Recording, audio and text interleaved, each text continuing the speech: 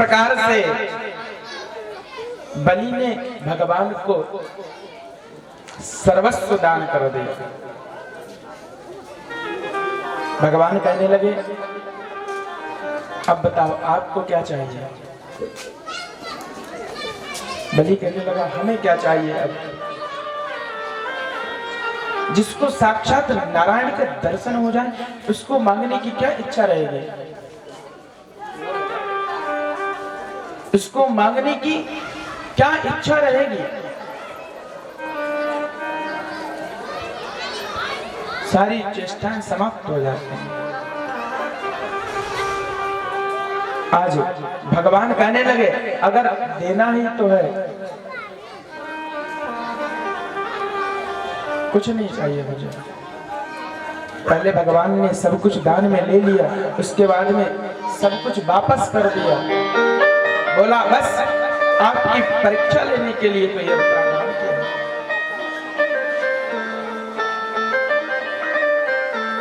बलि कहने लगा, अब मुझे कुछ नहीं चाहिए, बस अगर ये आपने सब कुछ वापस किया है तो आप हमारे दरवाजे के पहरेदार बन जाओ। जिस गेट से हम निकले उस गेट पर आपके दर्शन हैं। उस गेट पर प्रत्येक गेट पर प्रभु के दर्शन हैं, बस और मुझे कुछ नहीं चाहिए।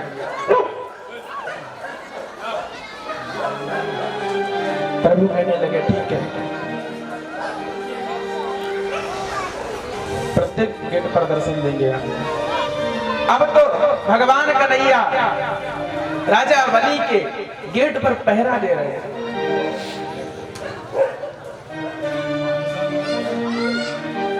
धीरे धीरे दिन व्यतीत होते रहे।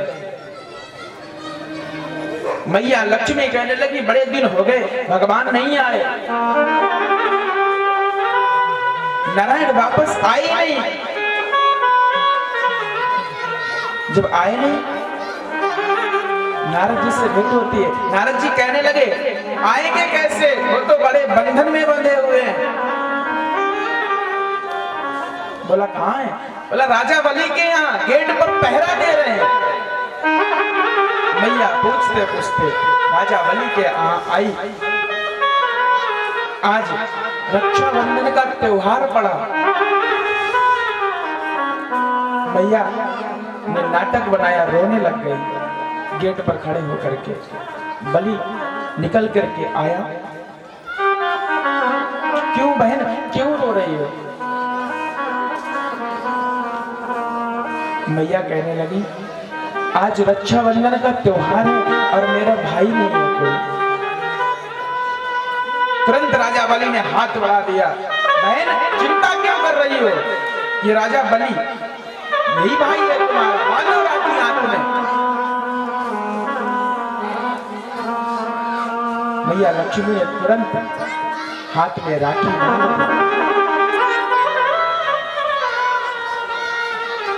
और कहने लगा, बलि कहने लगा, चिंता मत करो, मैं हूं ना तुम्हारा भाई।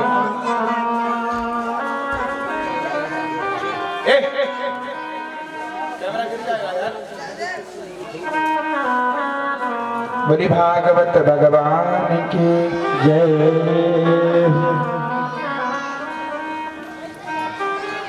महाराज बलि कहने लगे, मैं हूं तुम्हारा भाई, चिंता मत करो।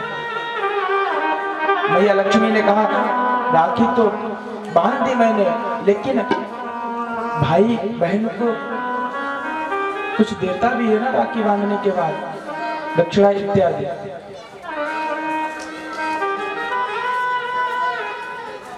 बलि ने कहा, बहन मांगो, हम आपको आज देंगे।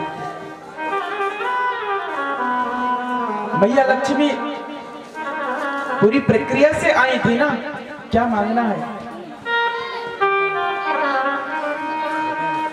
पूरी प्रक्रिया से आज बोला, अगर देना ही तो है, आप हमारे भाई हो, आपके यहाँ जो पहरेदार है ना, प्रत्येक गेट पर पहरा दे रहा है, दर्शन दे रहा है, आप उसको दे दीजिएगा। उसको दे दीजिए। बोला एक कौन सी बड़ी बात है। तुरंत भगवान कन्हैया द्वारिकाधीश आकर के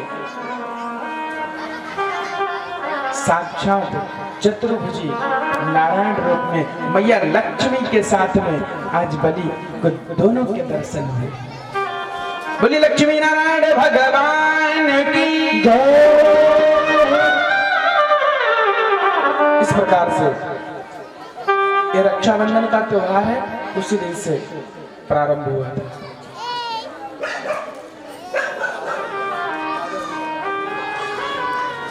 आगे चल करके नवम स्कंद में सुखदेव जी एक एक प्रसंग श्रवणपान करवा रहे हैं। आइए हम सब सीधे दसम स्कंद में प्रवेश करते हैं। दसम स्कंद जो है श्री ठाकुर जी का हृदय है, हृदय। दसम स्कंद में 90 अध्याय हैं। सबसे बड़ा जो स्कंद है वो दसम स्कंद है। और दसम स्कंद सुखदेव जी लिखते हैं ये ठाकुर जी का हृदय है। अगर जो भी व्यक्ति दसम स्कंद का पाठ करता है सीधे भगवान के पास जाता है,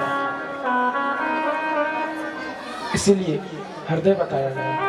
इसमें भगवान की अनेक लीलाएं हैं। जो भी भगवान ने लीलाएं की दसम स्कंद में। आइए हम सब भगवान कृष्ण जन्म उत्सव की कथा श्रवणपान करते हैं। कि कथितो वंश विस्तारो भवता सोमसूरया राज्यं चो वयवंशाश्यानं चरितं परममाद्भुतम् यदोस्य धर्मशीलस्य नितरा मुनिसत्तमा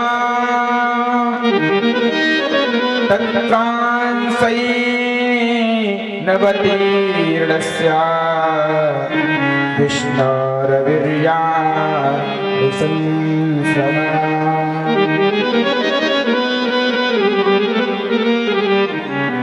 सुखदेव जी ने